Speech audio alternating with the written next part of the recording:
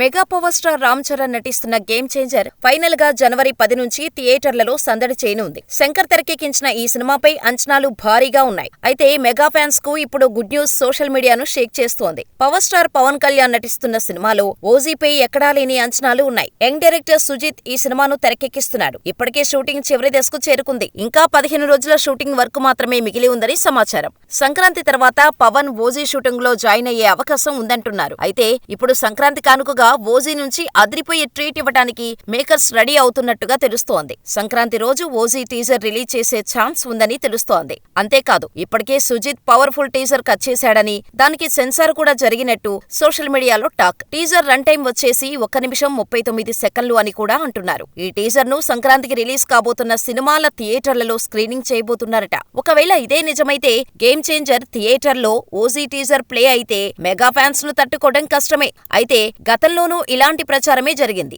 OG teaser ready, censor అయిందంటూ talk నడిచింది. కానీ అవన్నీ రూమర్స్ గానే ఉండిపోయాయి. ఇప్పుడు గేమ్ చేంజర్ తో ఓజీ టీజర్ అంటున్నారు. మరి ఈసారైనా హంగ్రీ చీతా గ్లింప్స్ కు మించిన టీజర్ వస్తుందేమో చూడాలి.